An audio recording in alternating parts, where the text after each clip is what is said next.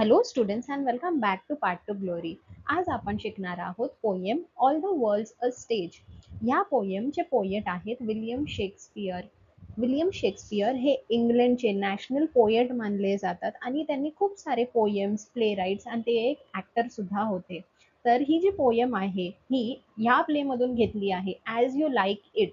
तर ह्या पोएममध्ये जो ह्युमन बिंग आहे त्याचे स्टेजेस ऑफ लाईफ दिले आहेत. ओके, 7 स्टेजेस असतात लाईफचे, ते ह्या पोएममध्ये त्यांनी एक्सप्लेन केले आहेत एका पोएटिक वेमध्ये. आणि ह्या व्हिडिओच्या एंड पर्यंत तुम्हाला एक एक सेंटेन्सचं मीनिंग सुद्धा समजणार आहे, जेणेकरून जेव्हा तुम्ही पॅसेजचे आन्सर्स लिहाल तेव्हा तुम्हाला ओन सेंटेन्सेस मध्ये आन्सर्स फ्रेम करता येतील. Okay, so let's start with the explanation. All the world's a stage and all the men and women merely players. म्हणजे हे जग जे आहे, ओके, आपलं विश्व आहे हे एक स्टेज आहे. ओके, आणि सगळे पुरुष आणि स्त्री हे प्लेयर्स आहे. प्लेयर्स म्हणजे काय? ऍक्टर्स आहे. आपण सगळे ऍक्टिंग करतो आहे. Okay, they have their exits and their entrances and one man in his time plays many parts. तर जे आपली एक्झिट आहे आणि जी एंट्रन्स आहे म्हणजे आपली बर्थ आणि आपली डेथ, ओके, जन्माला येणं आणि मरणं हे ठरलेलं आहे. ओके, ही जी वेळ आहे म्हणजे आपण जन्मतो आणि मरणाच्या आधीची, त्याला त्यांनी एक प्ले म्हणजेच एक ऍक्ट असं म्हटलं आहे. ओके, तर आपण आपले आपले भूमिका जे आहे ते प्ले करत असतो असं पोएट म्हणत आहे. His acts being 7 ages. At first, the infant mewling and puking in the nurse's arm. तर फर्स्ट स्टेज काय आहे? माणसाचा जन्म. ओके, इन्फॅन्ट म्हणजे एखादं जन्मलेलं मूल, लहान मूल. मिवलिंग अँड प्युकिंग. मिवलिंग म्हणजे खूप रडणं. ओके, आणि प्युकिंग म्हणजे वॉमिटिंग किंवा throwing up. Okay, in nurse arm. जेव्हा जन्मतो, ओके, तेव्हा आपण रडतच जन्मतो. तर हेच दिलं आहे फर्स्ट स्टेज मध्ये. Then the whining schoolboy with his satchel and shining morning face creeping like snail.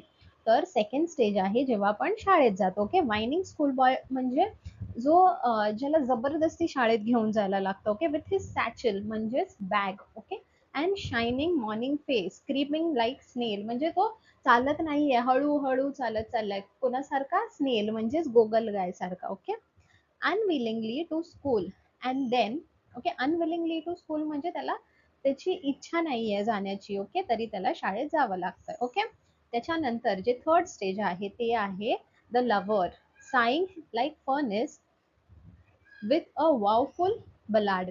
तर थर्ड स्टेज म्हणजेच लव्हर, जेव्हा एखादा माणूस हा टीन एज मध्ये पोहोचतो किंवा 15 वर्षाच्या नंतर किंवा 20 वर्षाच्या नंतर. ओके, तर साईंग लाईक फर्नेस. फर्नेस म्हणजे काय? जळणं. ओके, एकदम तेज जळणं. With a woeful ballad. Okay, woeful ballad म्हणजे सॉंग, सॅड सॉंग्स. ओके, म्हणजे तो स्टेज असतो आपल्या लाईफचा जेव्हा आपण लाईफ एन्जॉय करतो किंवा प्रेमात पडतो हे सगळं. Okay, made to his mistress eyebrow. Okay, mistress म्हणजे त्याची मैत्रीण किंवा गर्लफ्रेंड किंवा बायको. ओके, तिच्या आयब्रोजला तो इकडे त्यांनी वर्णन केलंय म्हणजे तिच्या सुंदरतेचं वर्णन केलं आहे. ओके, तर तो तिच्यासाठी हे जे सॅड सॉंग्स आहे किंवा रोमॅन्टिक सॉंग्स आहेत ते तो गाणं गातो. Okay, then a soldier full of strange oaths and bearded like a pard. तर फोर्थ स्टेज आहे अ सोल्जर म्हणजेच हे जे लव्हर बॉय आहे त्याच्यातून बाहेर जेव्हा येतं तेव्हा जबाबदाऱ्या येतात. कोणासारखे? सोल्जर सारखे. Okay, full of strange oaths म्हणजे खूप सारे रिस्पॉन्सिबिलिटीज असतात आणि शपथ असतात. ओथ्स म्हणजे काय? शपथ. Okay, and bearded like a pard. Bearded म्हणजे दाढी जी असते ती पार्ड सारखी. पार्ड म्हणजे कोण?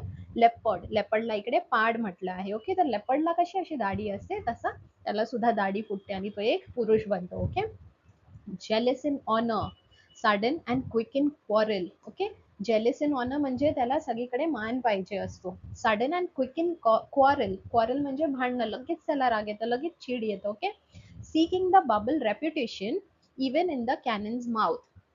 सीकिंग म्हणजे जपणं, बबल रेप्युटेशन म्हणजे जे फेक फेम असतं ह्याच्या मागे धावणं. ओके, बबल म्हणजेच काय? नाजूक. ओके, ते कधीही फुटू शकतं. तर अशा रेप्युटेशनला सुद्धा तो कुठे जपतोय? Even in the cannon's mouth. Cannon म्हणजे great danger. Okay, facing great danger to life, त्या डेंजर मध्ये सुद्धा तो त्याची रेप्युटेशन जपत असतं. And then the justice. Okay, next stage येते जस्टिसची. जस्टिस म्हणजेच जज. In fair round belly with a good capon lined. Okay, capon lined म्हणजे काय? With excess fat from careless eating habits. म्हणजे आता तो जाडा झाला आहे. ओके, त्यांनी सगळं सोडून दिलंय, लव्हर बॉय नाहीये तो, सगळे जबाबदाऱ्या आल्या, त्यामुळे त्यांनी स्वतःच्या फिटनेसकडे लक्ष नाही दिलं. मग त्याची बेली म्हणजेच पोट कसं बाहेर आलंय. ओके, आणि तो एक्स्ट्रा फॅट त्याच्या अंगावर जमा झाले. With eyes severe and beard of formal cut. आता तो प्रॉपर आपल्या वडिलांसारखा, म्हणजे एखाद्या वडील कसे असतात त्यांची जशी प्रतिमा असते तसं तसं तो झालाय. म्हणजे जास्त जबाबदाऱ्या आहेत आणि स्वतःकडे लक्षच देत नाही. Full of wise saws and modern instances. Wise saws म्हणजे काय? सॉज म्हणजे सेईंग्स. तो सगळ्यांना लेक्चर देत असतो, सगळ्यांना काय काय सांगत असतो की असं वागायचं तसं वागायचं हे ते. Okay, and so he plays his part.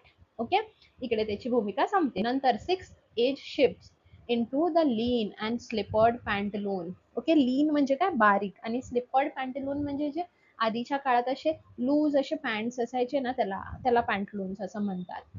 With spectacles on nose and pouch on side. Spectacles म्हणजे चष्मा, नाकापर्यंत असा खाली आलेला असतो असा. Okay, and pouch on side म्हणजे असं टाकेत एक पाउच असतं किंवा अशी बॅग लावलेली असते. Okay, his youthful host well saved a world too wide for his shrunk sang and his big manly voice. तर आता त्याचा जो युथफुल होस आहे. Okay, close fitting covering for legs. Okay, त्याला होज असं म्हणतात. ओके, जे लेग्सचं कव्हरिंग असतं त्याला. Well saved a world too wide for his shrunk shank. Shank म्हणजे काय? त्याचे जे ढोपर आहेत नीज ते. And his big manly voice. Shrunk म्हणजे आता ते हळूहळू कसे झिजत चालले आहेत. Okay, turning again toward childish treble pipes.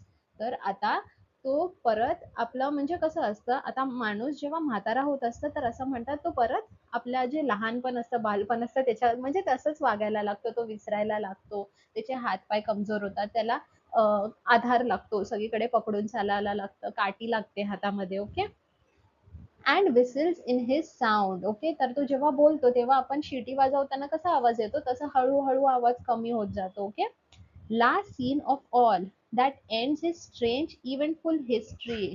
Okay, आता हा त्याच्या शेवटच्या स्टेजवरती पडला. Is second childish and mere ऑब्लिव्हियन.